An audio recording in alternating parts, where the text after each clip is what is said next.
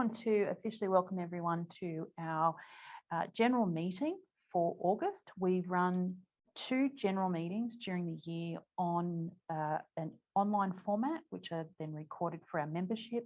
And then we have our AGM, which is in person, which is held in December, which we run as a part of our Christmas party event. And that ensures that we have lots of our members attending and enjoying the end of the year, but also doing a wrap up for the AGM, where we elect our executive and our board each year.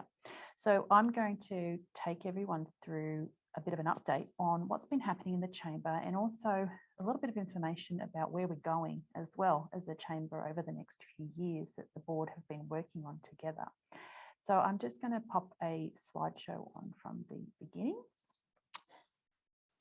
So a little bit of information about our purpose and our mission, and this is information that you can certainly find on our website, but I just wanted to make sure everyone's across what it is that we're about. So our mission is to create a supportive and engaging environment that enables business in the Sydney Hills region, which of course is quite a large region in Sydney, to thrive. And we do that through our value propositions. And these are our pillars, which are connect, promote, develop and amplify. So throughout all of the different activities and programs that we do, we are looking at these 4 pillars and how we tick the boxes on those and how we're achieving those results.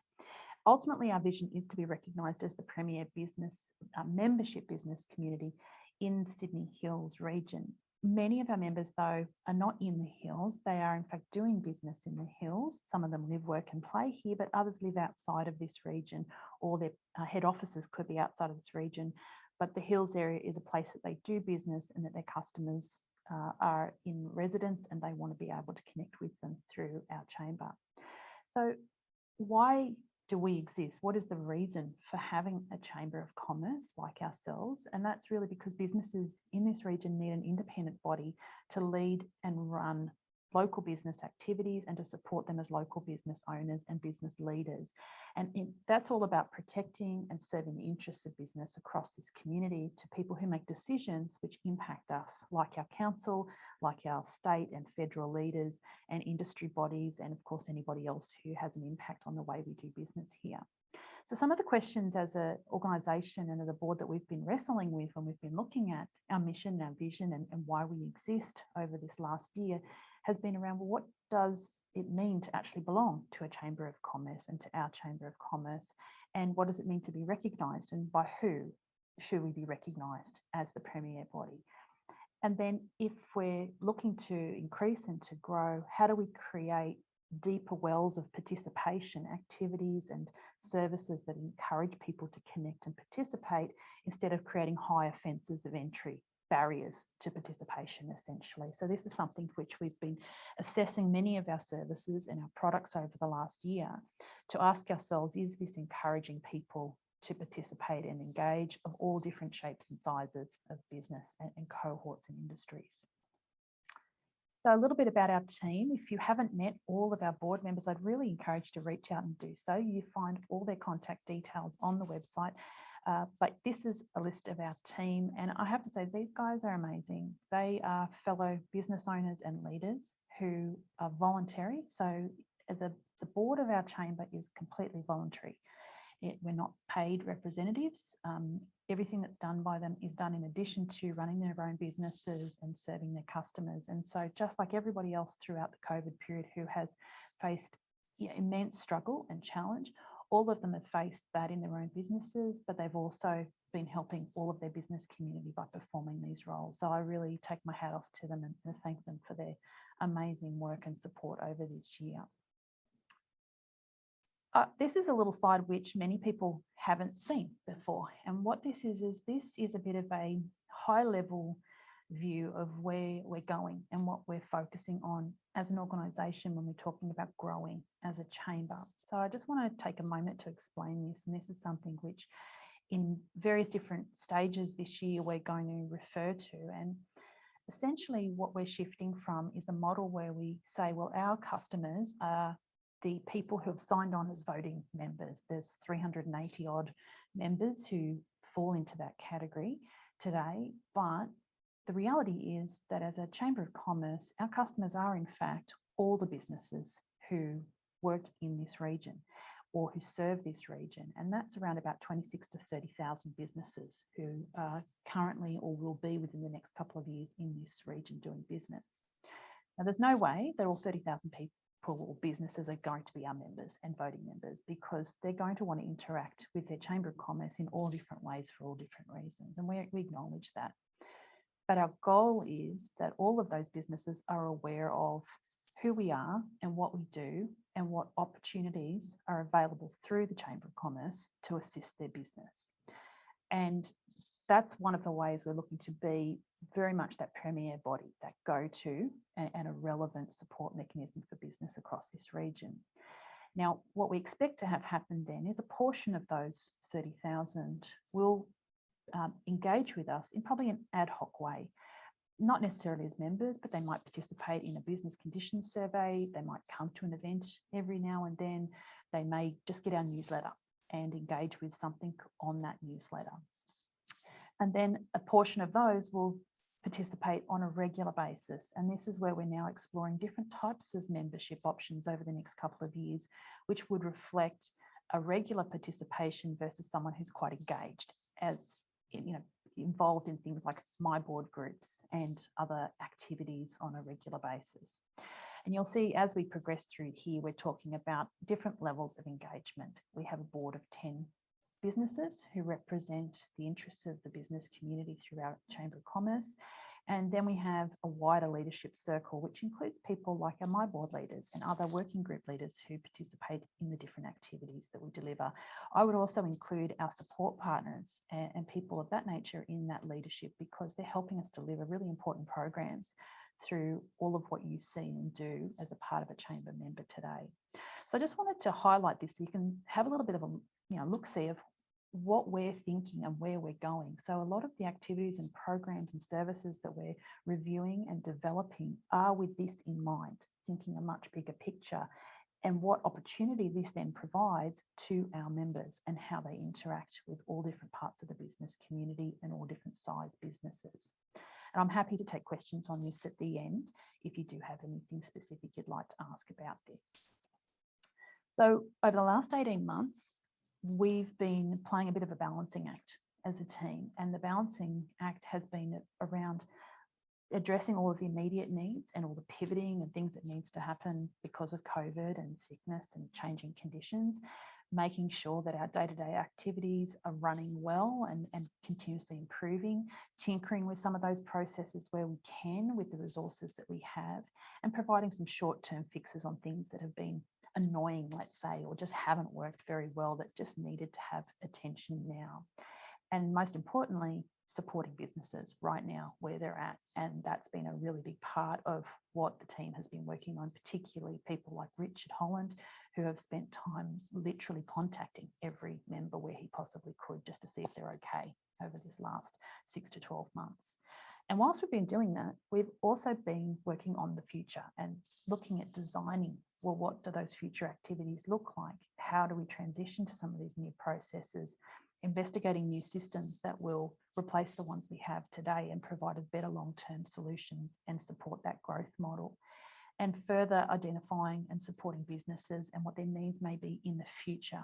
So business has changed over this last 12 months, and therefore the needs of business continues to evolve, and we want to make sure that the Chamber of Commerce here in the Hills stays relevant and effective. And the only way to do that is to start predicting what is it that businesses are going to actually need, and to make sure that we're in line with that. And most importantly, that we're delivering value consistently and effectively with more resources, and looking at what those resources might actually be in the future. If we look at the next couple of years, that kind of growth model that I showed you on that previous slide requires a good staffing model to be able to support that and good systems to support it. And so we're looking into that now to define what that will be and when we're going to need them. So just broadly, the things that we've been working on to improve the day-to-day in the Chamber has been around membership growth, which is working quite steady for us. We've been very lucky over the last year that we have had consistent growth in new members in line with what we were hoping to see achieved. We've also been working very hard around retaining members, and there's been lots of things that impact retention, but we're doing as well as we could possibly expect at this point in time, and we're seeing more and more members renew and do so very intentionally, which is a good thing. We want people to make sure that they understand why they're doing what they're doing and that they're choosing to be part of the chamber and making it a part of their strategy for the year ahead. So, you know, Simon, I'm really happy to have heard that you guys have renewed, but you're being intentional about how we can, you know, get you connected with businesses. So that's really encouraging to hear about that way of making decisions.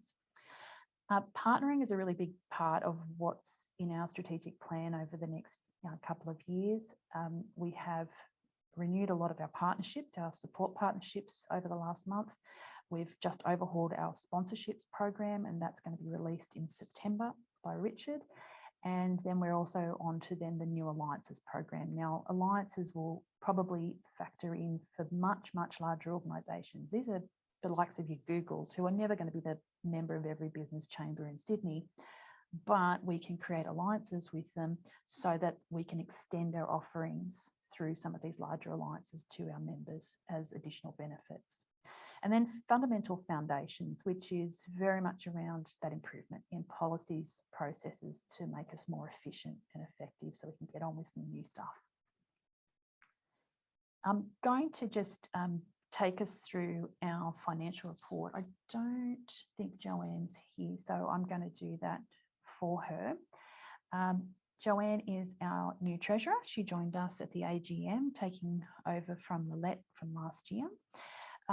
A bit of an overview there. So we've got a bank account balance as at the June 30 of 91,000 approximately, total assets of 160,000. And that includes accounts receivable and debtors of 41,000. Our total liabilities at the end of June were 57,000. I'm just rounding numbers here, but you can see them on screen. And then the 6 months ending June 22, our income was 162, almost 163,000. So we finish off our year with a surplus of 88,000, which, considering the year that we had, isn't too bad. I'm happy with that. But the reality is that, you know, that kind of funds that we have at bank is committed to our growth plan and making sure that we have stability. We obviously have staff, so we want to make sure that we protect our staff. Richard is our only staff member, but we also have commitment to contractors who are delivering things like administration, events, and other things which are really important to the life of our chamber. So we always want to make sure that we are looking good financially. We have now submitted all our financial reports to our auditors to complete our annual audit, and then that will be finalised before the AGM and available if anyone wishes to see those reports before the AGM. We do have transparency with all our financials. So if at any point in time you want to ask questions about our financials or even to view them, then all you need to do is contact our treasurer at sydneyhillsbusiness.com.au, and Joanne would be more than happy to take you through that information so that you feel comfortable that we're good stewards of the resources that our members have entrusted us with. All that counts are our bookkeepers. They've been our bookkeepers for a number of years now, and they do a wonderful job, and that means that we keep up to date and we process everything correctly and compliantly as well.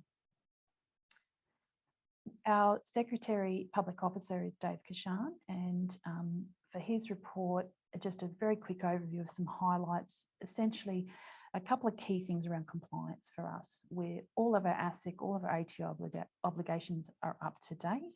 We conducted last month our annual audit for our ISO compliance. I think we're the only chamber who is ISO compliant, John, I'm pretty sure. John's team at quality.com do that for us. And that means that we're essentially meeting very high standard in the way that we conduct our business processes. A lot of the work being done over the next little while is around member experience and pathways, and I'll come back to that a little bit later. But the other thing to note is we're just about to review our insurance policies for the year. So we'll be doing that this month, and that'll be all finished off in September. So we carry insurances for public liability, professional indemnity, things like that, which means that we're all safe and secure whenever we're about to do an event. We're pretty comfortable that we're covered. Overall, we did a budgeting process. So we conducted at the very start of last year a very detailed budgeting process, which was breaking down every single thing that we did and what it costs us to deliver each of those services and programs against the income we receive for it. So we moved from a little bit more of a generic approach to the way that we were budgeting to a much more detailed approach, which the board hated me for, because it's something like 200 lines, because you imagine all the activities that we do, and I like to know we actually can cover our costs for everything we do.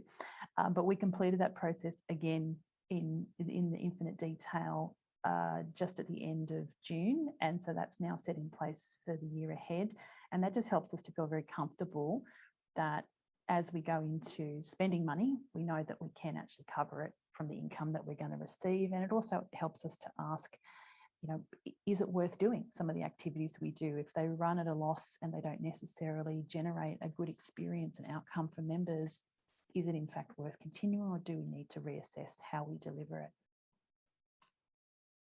Now, a little bit about administration. So to run an organisation like the Chamber, it takes a lot of administration. There are so many moving parts and so many pieces of communication that have to happen.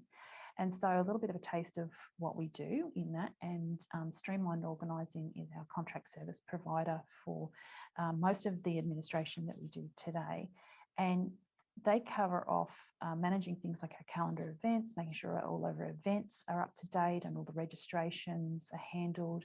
They manage our database of our members and for renewals and cancellations, and also handle any general emails and phone inquiries that come through from our members or our partners or outside of our organisation, of course, as well. So there's a lot of support that happens there, but that is quite essential, and particularly around supporting Richard in his role as he interacts with different members and prospective members. And so we've been working on looking at some of the new systems that we can implement to support that administrative function. But we have way more administration than we can possibly handle and work effectively on. So one of the things that will happen in August is we will be putting out an expression of interest to all of the service providers within our membership who provide administrative services to be able to respond to us, to provide us some overflow on some of the regular activities we do, because there are other things we'd like to get Streamlined to focus on for us as a part of delivering really well now, but also the work we need to do to grow over this next 12 months. So you will see that come out if you're in that category of service provider. We'd like to try and use our members first if they have the skills and the capability that we need. If they don't, then we certainly go outside of that network to offer the opportunity to tender for services. So if you happen to be on today's call or have heard this recording and say, hey, that's actually us, I'd like to be included, then just let us know, but we will go to the directory of our business directory to see what services are in the network, and they're the people we'll be inviting to apply for this particular tender.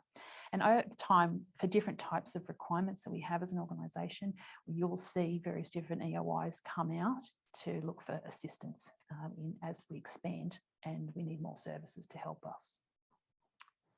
A little bit about systems and technology. This is a really important piece of the puzzle for us. We have been using systems over the last couple of years, or probably the last 5 years in actual fact, which we have well and truly outgrown their capability on. And so we're just making the best of what we have right now, because to do a significant system change is a huge piece of work and it's very disruptive to the regular day-to-day. So we just want to make sure we get it right and scope it out properly so that it doesn't end up a complete mess and a nightmare for everyone involved in the process. And Phil Patelis, our systems portfolio owner for the board, has been leading that. And so we're still in the process of detailed scoping around that. But there has been some changes made over the last year to help us be a bit more effective. We moved to Microsoft Teams, and we're all starting to really get into using that as an organisation. We've also put together a basic business case, and that will go into a much larger business case around using some systems which will require us to spend money, but we want to make sure that we get it right as we do that. So you'll probably see more over the next 6 months around what we do in systems, but we think we've found the right combination, and it's now just a matter of making sure that they're all going to work together really well and seamlessly. So probably in about 6 months' time, midway through next year, we'll be looking to do a systems change. You won't necessarily notice anything other than it might be just a bit easier to book an event, or a bit easier to be able to communicate with us, because it'll be flowing through our system at the back end that you interact with very simply at the front end. That's the goal anyway. On partnerships, we have just renewed about 15 partnerships for the year. They usually renew for either 12 or 24 months. So we've gone through the process of doing that for all our core service partners who've continued on with us. But we've also this month brought on 3 new partners who are involved in our brand new podcast program, which you're going to hear more of from September onwards. That's D2N, Informed Health and Customer Return, and they will be our hosts, our first lot of hosts for that program, and they will start reaching out to various different members to interview them. I've got some interview time booked in with Jason from DTN this afternoon myself to kickstart that, but we also brought on a new venue partner as well, and that's also at Rouse Hill, which is a lovely steak and ribs and gourmet restaurant. And we're going to be doing a breakfast there, which we did a couple of years ago, a breakfast there, and it was fantastic. So I'm really looking forward to that at the start of October or November. I can't remember which one. But we'll also look to do some more events there. And we're also bringing on a few more venue partners so that we can have a real range of places to visit as members. And we're also encouraging all of those partners to put forward member-only deals, which will be available on our website, so that as you shop and work with those partners, you'll be able to get some special discounts and deals from them. From a leadership development point of view, Dave Ferris, my wonderful Deputy Chair, has been not just assisting me in my role and what we do day to day, but also very much leading the charge around our member pathways and our strategic planning and how we're growing leaders within the organisation. So we have currently today 9 board members with 1 vacancy, and eventually we'll have to replace all of our roles with other people in the chamber. But we want to make sure that through all the different types of leadership positions that happen and are available through the chamber as it grows, that the right people are doing the right jobs at the right time, and that they're well supported in that process as leaders, especially as they develop personally as a leader as well. And having a good framework and pathway from the point that someone becomes a member towards eventually doing my job, if that's what they would like to do, a few years later, is important. And we're just putting together that membership pathway and that leadership pathway over the next few months, and then we'll be inviting members to participate in that. So if being a part of the leadership team, whether that's the actual board itself or just having a position of leadership or being a participant in general for the chamber and some of its programs, is something you're interested in, then we're definitely encouraging you to reach out to us to have a conversation about that, because we're looking for people of all different skills and experience, and this will become a little bit more clear as we start rolling this out over the next 3 to 6 months. But succession planning is essentially the goal, ultimately, of what we're trying to do here. Richard, you are in the room, so I might get you just to touch on, I'll unmute you, or actually unmute yourself, and if you just want to touch on the items that are listed there on your screen. I'll try not to talk on mute, so there we go. I've not fell for that trick. Very good. Look, yeah, we've got a number of activities that we use for people who are interested to come along to the chamber. Obviously, they can register for our info sessions, whether that's from my activity, from our Facebook, from our LinkedIn group, from our website, just in Google searches alone.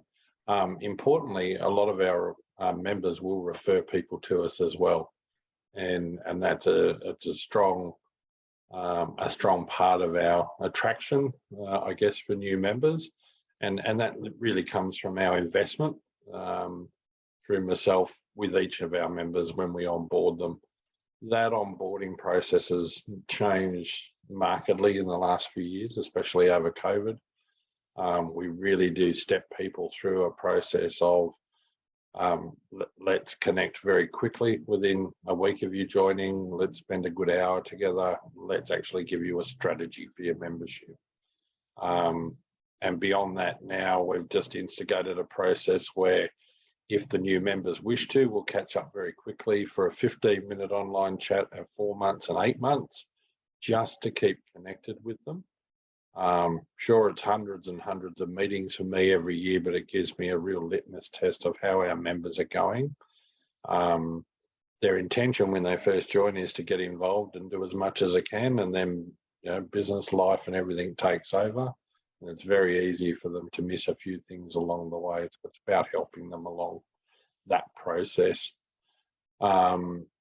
Obviously, getting them into a My Board or a My Community team as soon as possible, if that's what they want to do, is a key thing for them.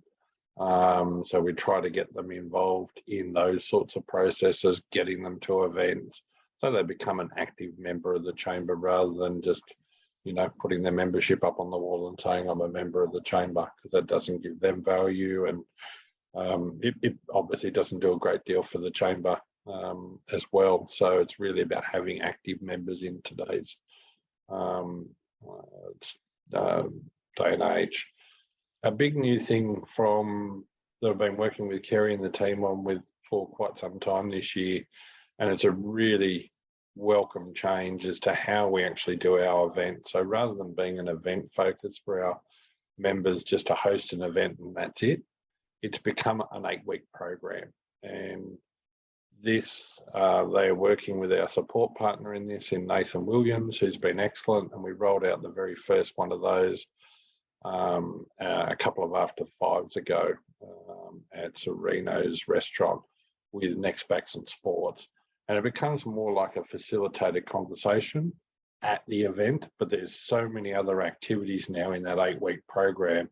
So rather than just focusing on the event, it's really about focusing on building the brand of that business, building up their engagement to a whole nother level in the chamber, and then with a whole pile of activities post that event.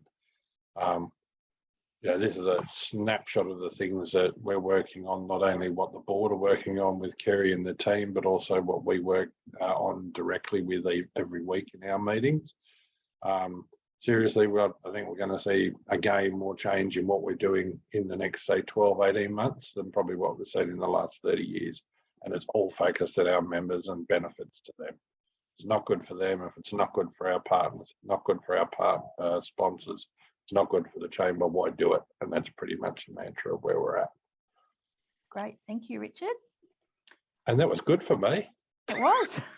Very good. Now I'm going to mute you.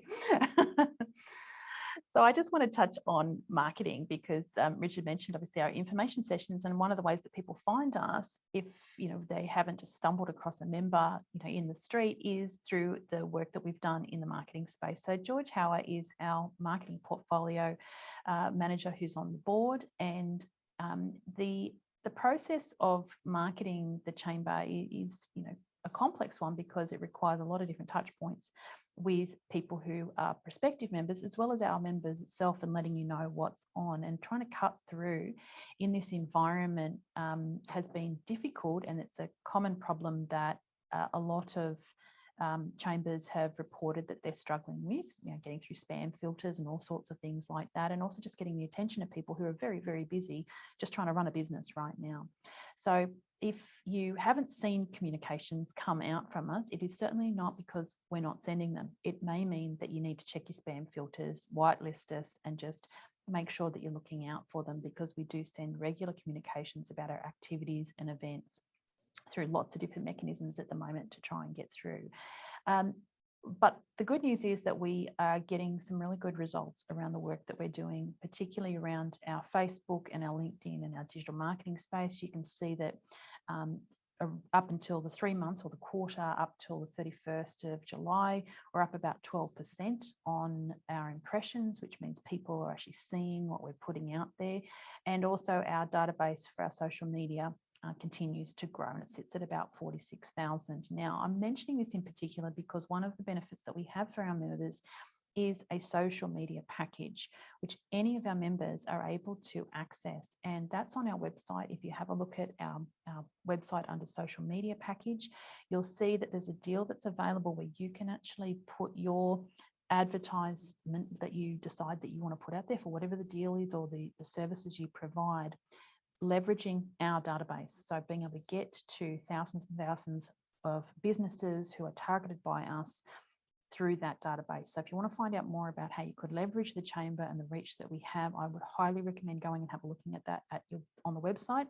And then you can send an inquiry if you need more information, but we've given it really straightforward, step by step, how it works, what it costs, and it's really affordable for any member to be able to take advantage of. And the Attention Experts team, which is in fact George's business, supply that service. They're one of the top-ranked social media companies in Australia, so we know that you're in good hands if you decide that you want to use that option. The My Community portfolio, it has been really, really important as a program for the Chamber and its members for many, many years, but in particular over the last few years, when businesses feeling isolated and business leaders feeling isolated has become a major mental health issue. And when they're facing lots of different challenges and they're not sure exactly how do I tackle it, having a team of people who just act as a really great little advisory board to you to support you through that process, and especially if you're starting out your business, which many businesses are now, that opportunity to connect with like-minded fellow business owners who are in all different types of industries and services becomes quite essential. So there are a number of different ways you can get involved depending on what size business you are. There's the My Boards, which there are 11 teams. There's a real hybrid of teams that meet in person, teams that meet both online and offline and alternating weeks, and those who meet online only on a permanent basis to avoid travel. And they're great for businesses who have between one, as in a sole trader, up to say about 10, 15 people as staff. Once you get into that sort of more 15 to 25, 50 person business, the My Enterprise is the right group for you. And there's a couple of groups there that are currently all meeting together as one larger group at the moment, but will probably split apart into separate groups because of their size very shortly. And they meet once a month versus My Boards that meet twice a month. And then the My Corporates are for our much larger organisations. These are more like the 50 to 100, 200,000 people business who meet on a monthly basis as well. I'm just going to touch on youth pathways. So Yohu was an initiative that was begun a few years ago, really looking to connect with and address our 17 to 35, 30-odd, market of business owners, business leaders, people who are coming into the workforce and looking at how do we connect them together. We're evolving that program into a youth pathways program, which is really centred around the issue of jobs and skills shortage, which is a huge problem, of course, that most businesses are facing today, and looking at how do we help young people connect with the business community in a really simple and easy to access and meaningful way for both the businesses who are trying to find people and the young people who are trying to find opportunities. This is going to be done as a multi-chamber initiative. So we've reached out to our fellow business chambers in the across Dural, Hawkesbury, Riverstone, etc., and asked them to work together collaboratively on a joint approach to this for all of Northwest Sydney. And we've got a meeting coming up in a couple of weeks' time to kickstart that and to define an approach before we start reaching out to schools, education bodies, and employment service providers to help formulate a plan on that. So if youth employment and young people moving into the business community is something you're passionate about, I'd certainly be open to hearing from you, because we're really looking to formulate something that is going to be a great solution to the issue around employment and jobs across our community, as well as youth engagement. I didn't mention before there, but the main contact when it comes to My Board is our our project officer, Richard Nassif. So at any activity event that you see him or any of our My Board leaders who might be walking around with a, ask me about My Board badge, go and have a chat to them about My Board and find out about how you can get involved, or you can always touch base with Richard as well. Education is important. It's a part of our pillar of learning. So we run regular workshops as part of our onboarding process, which is our successful networking workshops. And that helps people to understand how to interact in a chamber environment to get the best out of it when they're building relationships with people. A new initiative I mentioned before is our Meet the Member podcast. So that's going to be going live in the next month, and they've already started the process of recording. So that will roll out and you'll see that grow over the next year. So please give us feedback on that as you see it come through. But the other thing which some of you may not have tapped into yet is the business education marketplace. So lots of businesses over the COVID lockdown period and even now going post-lockdown have developed courses, workshops, webinars, and that includes pre-recorded material, which is now part of their service offering. There is an education marketplace available on our website where you can list those courses, and that includes live upcoming courses that you might have, on Eventbrite or your ticketing systems that you would like to promote to the Chamber network. I'd recommend going and checking that out. You'll see it underneath the information about events. The marketplace is information about how to list your event, as well as a list of events that you can access as someone interested in attending or learning through some of our other fellow members. So I'd just suggest checking that out. There'll be more information about how we continue to develop our education and learning portfolio over the next year with Rebecca Swanson, who'll be leading that. I've touched on a little bit about member experiences, our business networking events, which we get about an average of 50 to 80 people attending those. We usually get about half a dozen to a dozen people who are not members who are just checking us out and connecting, which is wonderful. We always welcome visitors. Something you may not be fully aware of is that if you wish to invite someone who's not a member to one of our events, you can do so.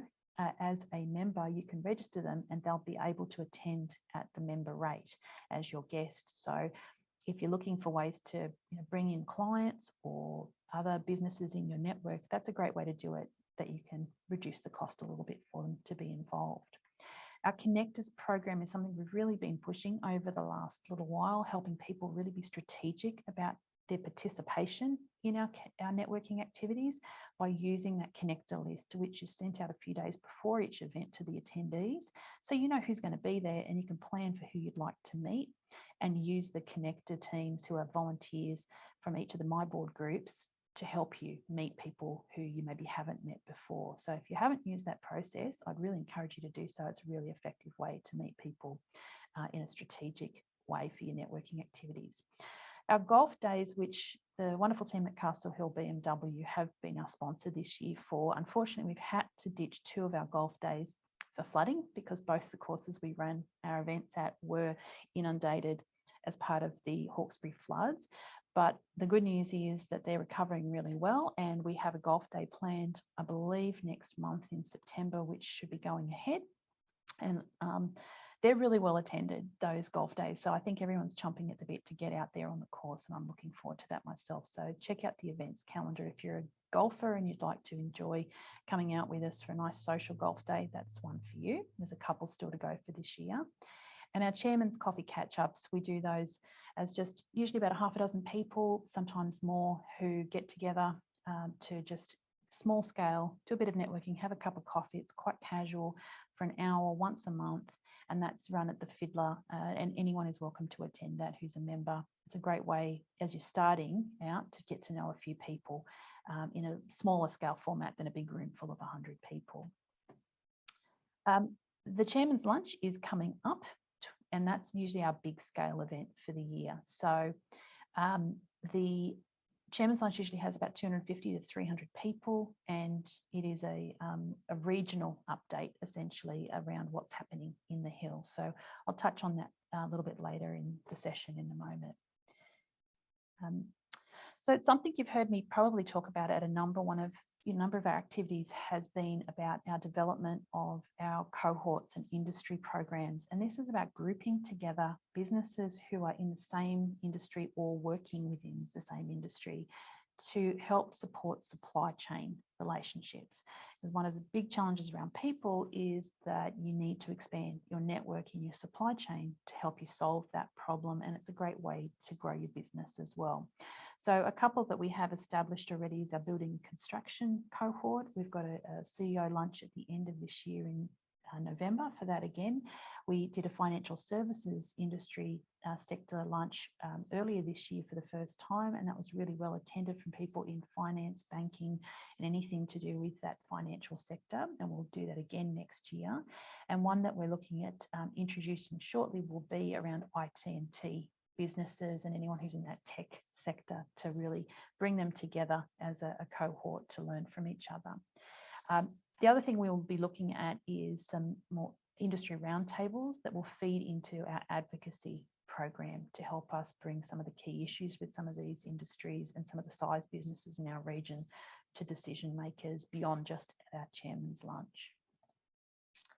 I'm not going to go through in detail anything about member benefits. A lot of our benefits are all listed very simply on our website, but I'm just encouraging you as members to go and check out your member benefits and the member resources page on the website, and make sure that you've updated the business directory recently with the most information you can about yourself, and that you can put videos up there and images, and some of our members are using it really effectively. And the main reason I really encourage you to do that is where people go to look for services that can help them. I know over the last year, I've used at least half a dozen businesses that I found through the business directory to help me do whatever I need to do in my business and personally as well. And it's the first place that I go to say, I'd like to use a fellow member if I can. And if you've got your details up to date, it's really easy for us to find you and to make that choice. So you'll see a bit more about some of our updated payment options. We're just working on some technology around that for this year at the moment to make it a bit easier for everyone with renewals. I provide this one slide, which just gives you a really simple snapshot. But I'm not going to go through all this in detail because I've already touched on most of it. But probably the key numbers to look at here is around our new members. So since the start of this year, that's January till now, we've had 57 new members. We're sitting at 388 members as at today. We've delivered 14 business connection events, a couple of golf days and 12 workshops. All of my community groups have been meeting on a monthly basis, and from just all the basic metrics that we look at to determine how we're tracking with our day-to-day, everything is sitting in quite a positive result. The only thing I would say that we're really working on at the moment is around retention, and that's because there's been lots of changes in business. There's been quite a few businesses actually retired over the last year or sold, but we're also wanting to make sure that the type of things that we're delivering are really relevant to every audience, so that we don't end up with issues around retaining members, or that we don't lose people in our membership because they don't feel like we're adding value to them. So it's something we've been really conscious of, and acknowledging that some things that we deliver might have to change to continue to stay relevant in the years ahead. And that really also comes into the way that we advocate. Advocacy for us as a chamber has become an important part of what we do over the last couple of years. The conversations that we're having with decision makers that directly affect our members have been critical during COVID, and will continue to be as the development of the Central City plan comes to fruition over the next few years. And that's something that we're working together with the council to make sure that we've got a very clear voice as Northwest Sydney in regard to those plans, which are generally centred around Parramatta as their key hub. And we're just making sure that Northwest Sydney and the Hills area have a bigger voice in the decision-making process than there currently does. And we're working together with other chambers in Western Sydney around that as well. So you'll see probably a lot more about that over the next year, but it does have a direct impact on your business as to what their plans are for this region. And we want to make sure that we're not getting left behind in that process, that we're advocating for our members of all different shapes and sizes with regard to that. So I just want to highlight our Chairman's Lunch coming up, which we have got a very good lineup. And I will preface this by saying that we have tried our darndest to have more female representation on the panel, but they've either not responded or they're unavailable on the date that we've had. So I'm afraid I'm going to have to be woman enough for the Chairman's Lunch. But we do have a fantastic lineup of panelists who are key decision makers around what's happening in this region and will happen. And I'm very keen to hear from all of our members over this next few weeks as we lead up to that event on any key questions and issues and needs we have as a community that we want to see asked of this panel and raised, so that we get a really good voice through this event. So please make sure that you've booked a ticket.